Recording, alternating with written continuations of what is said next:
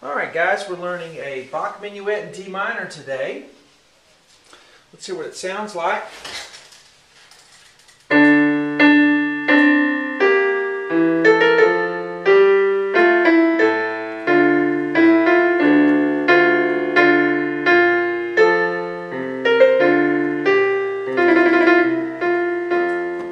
It's the first section. Right, hello everyone, I'm Shawn. Welcome to my ShawnCheek.com piano lessons. I always put the free part 1 on YouTube, and the rest of the lessons for this piece are on my website, ShawnCheek.com. If you find for any reason you have trouble reading music, you need help with just where the notes are on the keyboard, or just knowing what the notes are, or doing it faster, you should try my boot camp sight reading series on ShawnCheek.com. Really give you a quick foundation of how to read music and to read it faster. It's kind of my own little method that I created. You can download sheet music for it, and it's a big help. But let's start with this. This is not too difficult a piece, and I played all these when I was a kid, you know, 7, 8, 9 years old, these little Bach minuets and so forth. And it's really nice to revisit them after all these years. Now I'm 38 years old. And so we look at the key signature here. And it's early. I'm still trying to wake up. On a Saturday morning, I'm going to make a lot of video lessons today. So got the whole day ahead of me. We have a flat in the key signature, which tells us we're going to flat every B. Every time we come across the letter B, we're going to flat it. So here's a B note, so we're going to flat the B and do it automatically as a flat anytime we have that note. So there's the key signature, one flat, and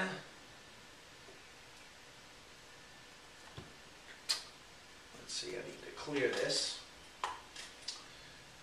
There we go. Had to wake up my wireless keyboard. We all need to wake up this morning. All right.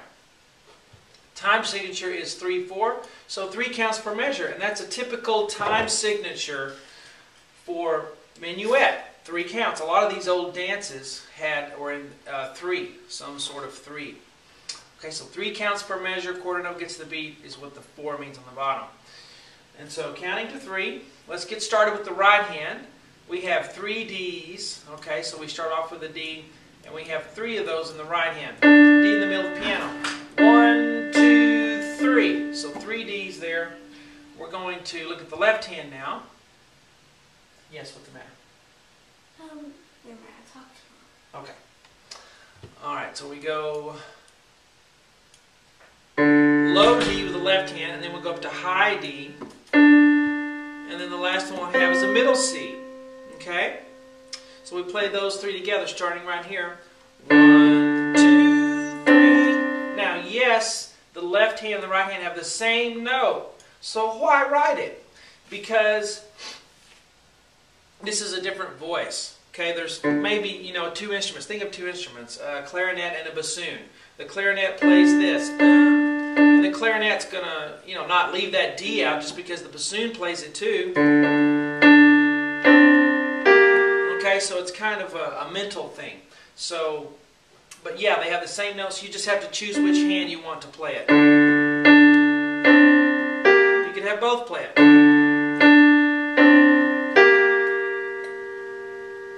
Then mentally, it works out melodically. All right, so now we go to the next measure. We have a G on the right hand, and then an A, and then a B flat, and then an A. So G, and then A, B flat, A. Now the rhythm there, you have a dotted quarter note, and then 2 16th notes. It's 1 and 2 and a 3, 1 and 2 and a 3, and is how you count that. Okay? Left hand we're going to have a B flat. Why is it flat? Because of the key signature over here in B flat. So it's B flat. Then we're going to go down to an E note here. And then here we'll have just an F. Okay? Now put hands together. Line these up.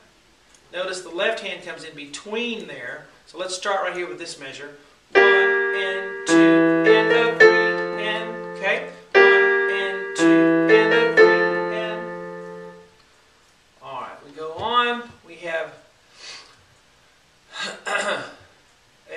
G here in the right hand, starting off with, and then an F, G, F, and then we have an E after that, and then right there at the end an A, and it's just 1 and 2 and 3 and 1 and 2 and 3 and.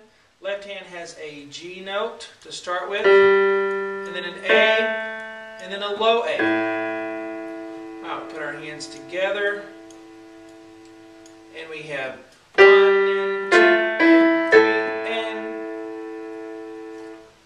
Alright, and then we have an F here, E, and then an F, and then a D. Okay, F, E, F, D. Looks like a P I wrote there. F, E, F, D. Bum, bum, bum, bum. Left hand's going to start off with a D note, then an A, and then a low F, or F right there, not a D, an F. So D, A, F. Okay, we put those together, and then we have 1, 2, and 3. Now let's play the whole line. Let's play from here all the way to here. Okay, 1, ready, go. 1, 2,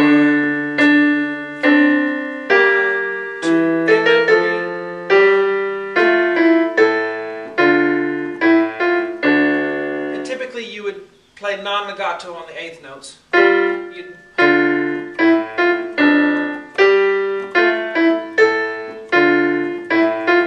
See how I'm doing that? Put a little space in there. Let's continue a little bit more for this free part 1. And I will scroll up a bit. Alright, so now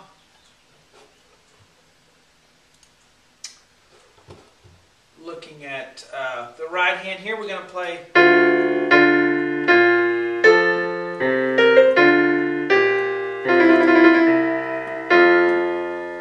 Alright, so we have in the right hand 3 Fs. 1, 2, 3. No big deal there. On the left hand, though, we have a low D. It's a D note. Okay, if you don't know your notes really well, the flashcard printouts and the flashcard exercises on ShawnCheek.com will really help you. Alright, D. Alright, I'm 38, but I've been teaching for like 22 years, so I know a few things. B flat. Alright, so D, D, B flat. Play hands together here on these. 1, 2, 3. Okay? And here we're going to start with an A on the right hand. A, and then B flat, C, F. Remember the B's flat because of the key signature. 1 and 2 and a 3 and is the rhythm. 1 and 2 and a 3 and. Left hand starts with an F, goes down to C, and then up to D. We put our hands together, and then we have 1 and 2 and a 3 and. Okay, now we're going to have G and E on the right hand.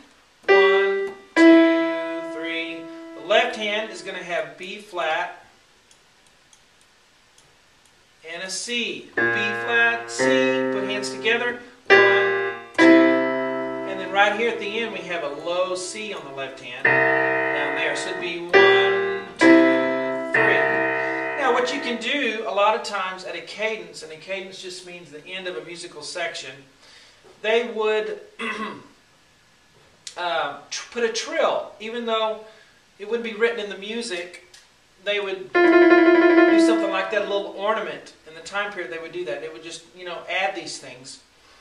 And you do a trill right here on the notes F and E. So you take the E, the written note, the principal note, and then you take the upper note, upper auxiliary note, F, and you'd start on the F actually in the Baroque period, back then, 1700s, and you would trill it. You go back and forth as fast as you can until it was time to end it. So you'd go 1, something like that, or you could go, I did a D, E, F at the end. It's kind of just whatever you want to do is what it is.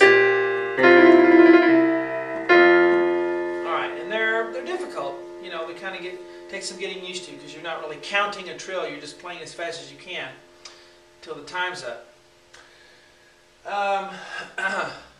All right, so that's the free part one we always do. Hope you enjoy it. See you on the website.